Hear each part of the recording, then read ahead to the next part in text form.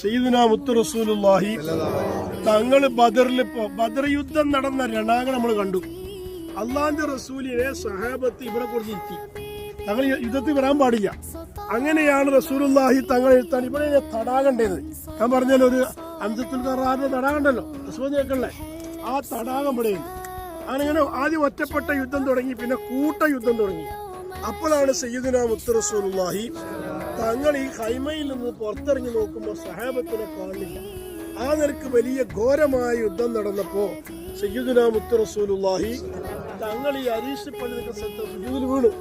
ആ യാ ഹയ്യു യാ ഖയ്യൂം യാ ഹയ്യു യാ ഖയ്യൂം റസൂൽ നിലവിളിച്ചു നേർന്നപ്പോഴാണ് ബദറിൽ അല്ലാഹു തആല മലക്കുകളെ ഇറക്കിയത്. വലഖദ് നസറക്കുമുല്ലാഹു ബദീൻ വാൻതും അതില്ല. പരിശുദ്ധമായ ഖുർആൻ പറഞ്ഞ ചരിത്രം അല്ലാഹു ബദറിൽ മലക്കുകൾ ഇറക്കി. പിന്നെ അപ്പോ ആ മലക്കുകൾ ഇറങ്ങിയ ജബലു മലായിക്ക എന്നൊരു മല പോണ വയ്ക്കുന്നത് കാണും. ഇൻഷാ അല്ലാഹ് അവിടെ ചെന്ന് കാണും.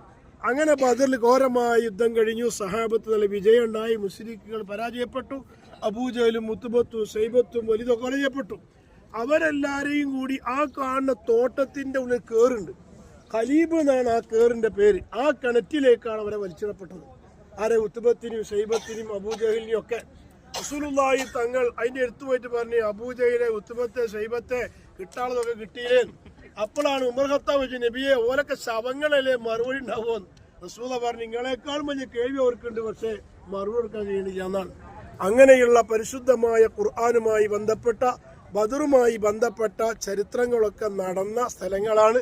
നിങ്ങൾ ആ ചരിത്രങ്ങൾ കേട്ടവരും മനസ്സിലാക്കിയവരുമാണ്. അതിന്റെ ഒരു കാണലും സാക്ഷാത്കാരമാണ് നടന്നത്. അല്ലാഹു തആല ബദരീങ്ങളെ ബറക്കത്ത് കൊണ്ട് നമ്മൾ അല്ലാഹു സ്വീകരിക്കുമാറാകട്ടെ, കബൂലാക്കുമാറാകട്ടെ. ആമീൻ.